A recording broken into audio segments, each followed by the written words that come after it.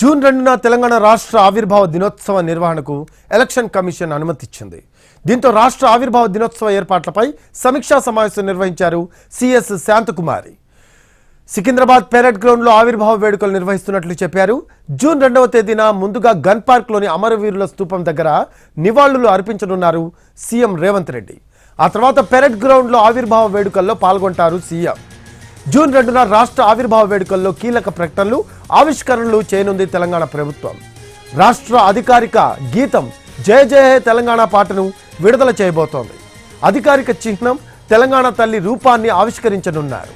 ఉద్యమకారులను సన్మానించేందుకు జాబితా సిద్ధం చేస్తోంది తెలంగాణ ప్రభుత్వం.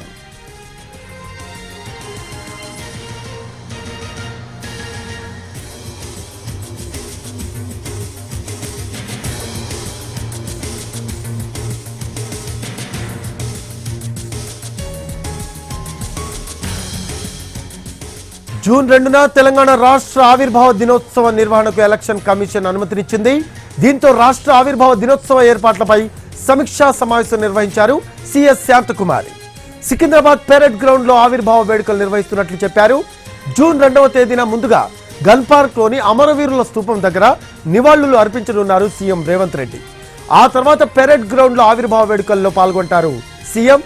జూన్ 2న రాష్ట్ర ఆవిర్భావ వేడుకల్లో కీలక ప్రకటనలు, ఆవిష్కరణలు చేయనుంది తెలంగాణ ప్రభుత్వం. రాష్ట్ర అధికారిక గీతం జయ జయ హే తెలంగాణ పాటను విడుదల చేయబోతోంది. అధికారిక చిహ్నం తెలంగాణ తల్లి రూపాన్ని ఆవిష్కరించనున్నారు.